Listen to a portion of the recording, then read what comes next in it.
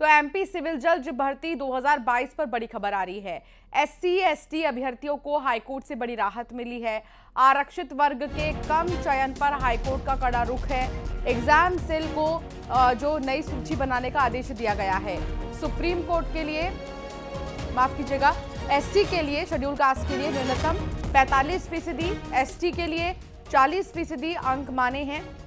और साक्षात्कार के न्यूनतम 20 अंक में भी राहत दी जाए। संशोधित सूची अगली सुनवाई कोर्ट में करनी होगी पेश। शैलेंद्र संवाददाता हमारे साथ जुड़े हैं। शैलेंद्र, कोर्ट की क्या बड़ी बातें रही?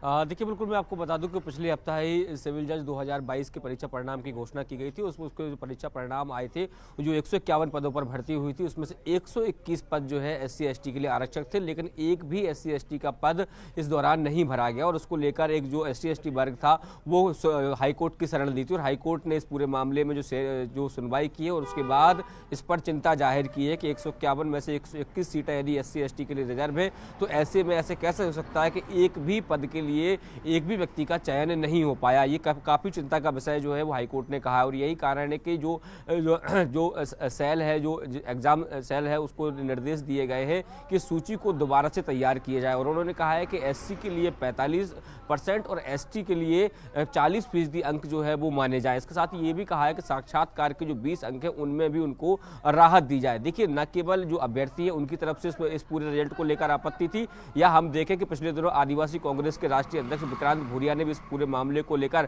प्रेस कॉन्फ्रेंस की थी और कहा था कि सोची समझी रणनीति के तहत SC/ST को इस पूरी परीक्षा से दूर रखा जा रहा है, क्योंकि जब सिविल जज नहीं बन पाएंगे तो आने वाले समय में वो जिला जज के लिए भी पात्र नहीं हो पाएंगे। तो इसको लेकर तमाम जो आदिवासी संगठन हो या दलित संगठन है, उनकी तरफ से लगातार इसका विरोध किया गया था और कहीं ना कहीं आदिवासी और दलितों के हक पर डाका इसको बोला गया था। लेकिन अब जिस पूरे मामले में अब हाईकोर्ट ने साफ तौर पर दोबारा सूची बनाने के निर्देश दिए और कहा है कि आगामी जो सुनवाई होनी है उस सुनवाई तक जो है वो एक नई सूची तैयार किया जाए और उन्होंने साफ कहा है कि ST के लिए 40 और SC के लिए 45% अंक माने जाए और साथ में ही जो इंटरव्यू के अंक है उसमें भी थोड़ी सी राहत देने की बात कही। अब देखना होगा कि परीक्षा सेल जो है इस पूरे मामले में किस तरह की सूची तैयार करती है और जो सूची वो तैयार करके हाईकोर्ट में जब सौंपेंगे तो उससे हाईकोर्ट कितना संतुष्ट होता है और कितने नए अभ्यर्थी जो है वो इसमें SC/ST वर्ग के शामिल होते हैं, क्योंकि अभी तक की जो